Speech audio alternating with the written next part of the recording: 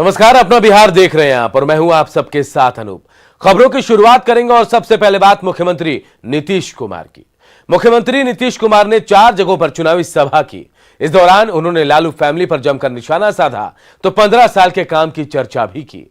तेजस्वी और चिराग पर निशाना साधते हुए नीतीश ने कहा कि कुछ लोगों को कुछ पता नहीं है, लेकिन अपने प्रचार के लिए बोलते रहते हैं। सीएम ने कहा कि अगर मौका मिलता है तो फिर जनता की सेवा करेंगे। स्वर्गीय राम लखन बाबू के पौत्र में कितनी बुद्धि है, काम की कितनी समझ है और किस तरह से कोई काम को करवाने में लगातार व्यस्त रहते थे, काम करते थे। ऐसे लोगों को आगे नहीं बढ़ाना है जिसको किसी चीज की समझ नहीं है, कोई जानकारी नहीं है, वैसे ही लोगों को आगे बढ़ाना है। तो आप जान लीजिए, और हम लोगों को जब से मौका दिया है आप लोगों ने, हम तो एक बार नहीं अनेक बार यहां पर आए हैं, फिर आ जाने का मौका मिला है। हम तो आपका अभिनंदन करते हैं, लेकिन आप बताइए कि जब से काम करने का मौका मिला हमने क्या कहा? न्याय के साथ विकास करेंगे। उसका मतलब है हर इलाके का विकास और हर तबके का उत्थान। अभी अध्यक्षता कर रहे थे, वो एक बात बोले, कुछ लोग तो मेरे खिलाफ इसलिए रहते हैं, महिलाओं की मांग पर हमने शराबबंदी लागू किया। अब कोई भी काम आप करिएगा, आदमी का स्वभाव होता है, कुछ आदमी तो गड़बड़ करेगा ही, चाहे कुछ भी करिए कुछ गड़बड़ करता है। लेकिन कुछ जो लोग हैं ना, चंद धनी मानी लोग, बड़े लोग हमारे बहुत खिलाफ हैं। हम तो महिलाओं की इच्छा को पूरा करने के लिए हमने शराबबंदी लागू किया। लोग बहुत सख्त हैं, सख्ती से मेरे खिलाफत करते हैं, काम की बात नहीं करते हैं, उल्टा पुल्टा प्रचार दुष्प्रचार करते रहते हैं। तो यही तो सबका है। कुछ लोग हैं जिनको कोई काम करने का न अनुभव है, न काम कैसे किया जाता उसकी जानकारी है, न समाज में एकजुटता रखें इसके बारे में कोई लोगों का विचार है, लेकिन कुछ कुछ बोलते रहते हैं। हमारे खिलाफ बोल बोल करके लोग अपना प्रचार करते रहते हैं। भाई बोलो, मेरे खिलाफ बोलते रहो, हमको इसकी कोई चिंता नहीं। शुरू से लोग बोलते रहता, हमको मालूम है मेरे खिलाफ तो कुछ लोग नाराज है ना, और नाराज इसलिए है कि हम समाज सुधार का भी काम करते हैं। और बिहार में महिलाओं की मांग पर नशाबंदी लागू करने की बात हुई तो कुछ आदमी तो गड़बड़ है, इधर से उधर बायां दायां तो करेगा ही, लेकिन इससे महिलाओं को कितना उत्थान मिला। तो कुछ लोगों को बड़ी चीड़ है हमसे। भाई हमको मालूम है, हमको लगता है कि जाओ जिसको जितनी चीड़ है रखो, मेरे खिलाफ जितना बोलना है बोलो, और मेरे खिलाफ बोलने से तुमको प्रचार मिलता है, प्रचार लो, हमको कोई एतराज नहीं है। हमारा तो काम है लोगों की सेवा करना। अनुसूचित जाति, जनजाति, अति पिछड़े वर्ग, अल्पसंख्यक समुदाय, यानी जो भी हाशिए पर थे उनको मुख्य धारा से जोड़ने के लिए हम लोगों ने कितनी योजनाएं चलाई और सब लोगों के लिए काम किया। समाज के किसी तबके की उपेक्षा नहीं की, सबके कल्याण के लिए हम लोगों ने काम किया और एक एक काम करते रहे। पहले कहां कोई निकल पाता था बताइए? कोई शाम होने के बाद कहीं घर से निकल पाता था डर के मारे? अपराध की कितनी घटनाएं घटती थी, कितने लोगों का नरसंहार होता था। और जब हम लोगों को काम करने का मौका मिला, एक एक चीज पर हम लोगों ने ध्यान दिया। इधर जनसभा करने के बाद नीतीश कुमार जेडीयू दफ्तर पहुंचे, जहां वर्चुअल संवाद चल रहा था। इसके जरिए नीतीश कुमार कार्यकर्ताओं से मिलते हैं।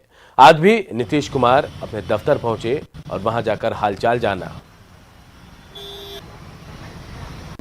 तो जेडीयू के राष्ट्रीय अध्यक्ष नीतीश कुमार लगातार प्रचार पर निकले हुए हैं। दिन में चॉपर से, वो हेलीकॉप्टर से कई जगहों पे प्रचार करते हैं और उसके बाद शाम में कर्पूरी सभागार में आकर कार्यकर्ताओं से संवाद करते हैं, लोगों से जुड़ते हैं। तो ये हम आपको तस्वीर दिखा रहे हैं कर्पूरी सभागार का। अभी नीतीश कुमार आज भी 4 जगह पे चुनाव प्रचार करने के लिए गए थे चॉपर से। उसके बाद पटना में लौटने के बाद फिर से उस संवाद के जरिए लोगों से जुड़ेंगे। और इस वक्त हम आपको तस्वीर दिखा रहे हैं कर्पूरी सभागार का।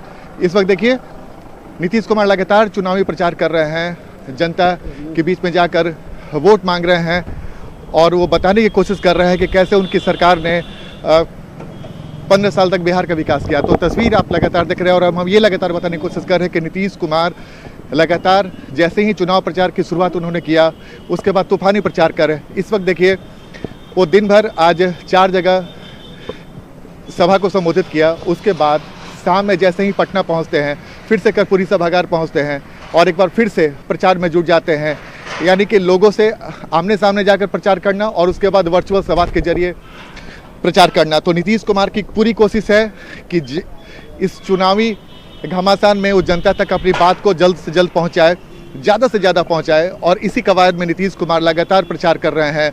न सिर्फ जनता से रूबरू हो रहे हैं, जनता के बीच में प्रचार कर रहे हैं, बल्कि देर शाम होते होते वर्चुअल संवाद भी करने पहुंच जाते हैं। तो जाहिर तौर पे प्रचार के रूप में अगर देखें तो नीतीश कुमार तमाम नेताओं से आगे निकलते फिलहाल दिख रहे हैं और जाहिर सी बात है जेडीयू के सबसे बड़े स्टार प्रचारक के तौर पर भी नीतीश कुमार ही हैं। कैमरामैन अभिषेक के साथ आनंद अमृता, न्यूज 18 नेटवर्क, पटना। बिहार में विधानसभा चुनाव के पहले सियासी दलों में आरोप प्रत्यारोप का दौर जारी है। उप मुख्यमंत्री सुशील मोदी ने आरोप लगाया कि आरजेडी नेता तेजस्वी यादव ने अपने चुनावी शपथ पत्र में ढेर सारी जानकारी छिपाई है। सुशील मोदी ने कहा कि तेजस्वी के शपथ पत्र में 4 करोड़ 10 लाख रुपए का कर्ज देने की बात कही गई, लेकिन यह जिक्र नहीं है कि इस राशि का लोन किस कंपनी को दिया गया और इसका पैसा कहां से आया।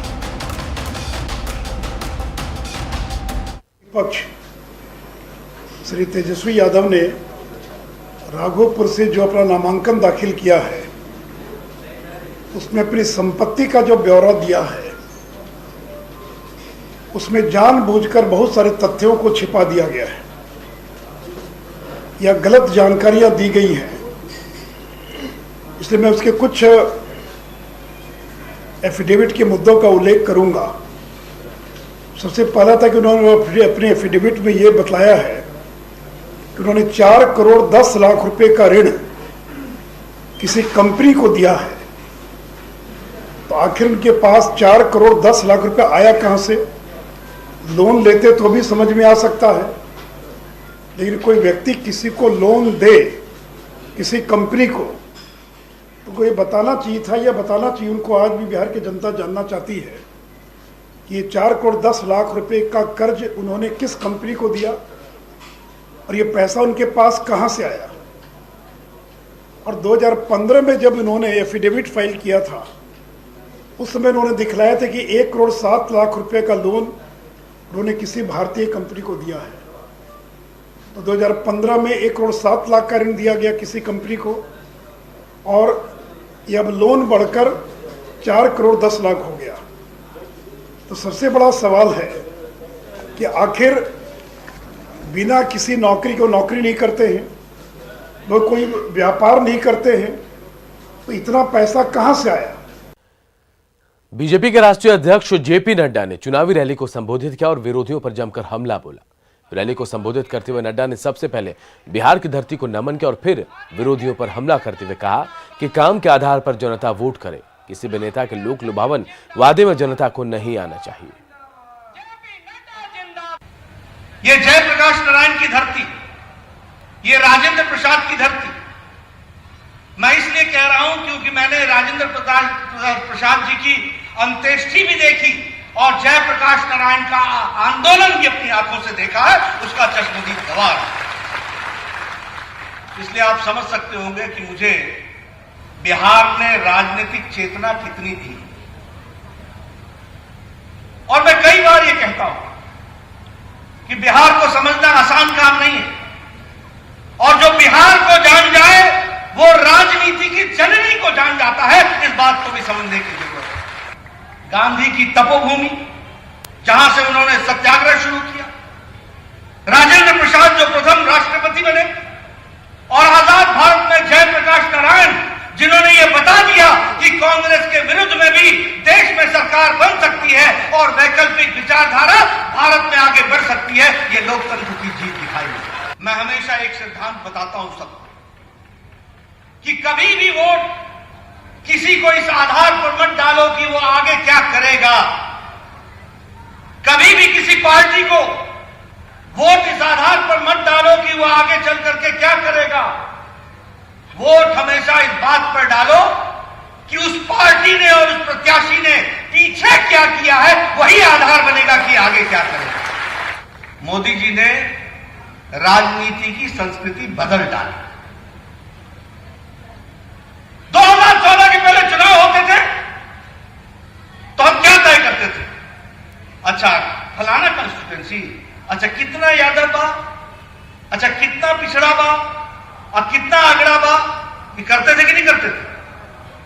जात के आधार पर, मजहब के आधार पर वोट बैंक की राजनीति, यह देश की संस्कृति बनी हुई थी। मोदी जी के आने के बाद देश ने एक नया उछाल लिया, देश ने एक नया सपना देखा और भारत को महान बनाते हुए आगे दुनिया में खड़ा करने का काम नरेंद्र मोदी जी के नेतृत्व में हुआ। पटना में बीजेपी के कार्यक्रम में नेताओं ने आरजेडी और कांग्रेस पर निशाना साधा। तेजस्वी पर निशाना साधते हुए केंद्रीय मंत्री रविशंकर प्रसाद ने कहा कि जो लोग रोजगार की बात कर रहे हैं, क्या वो बिहार में जंगल राज नहीं लौटने की गारंटी दे सकते हैं? आरजेडी के पोस्टर से लालू राबड़ी के पोस्टर नहीं होने को लेकर भी उन पर हमला बोला गया। वहीं केंद्रीय मंत्री राधा मोहन सिंह के निशाने पर कांग्रेस रही। यह कार्यक्रम बांकीपुर से बीजेपी उम्मीदवार नितिन नवीन के नामांकन के बाद आयोजित किया गया था।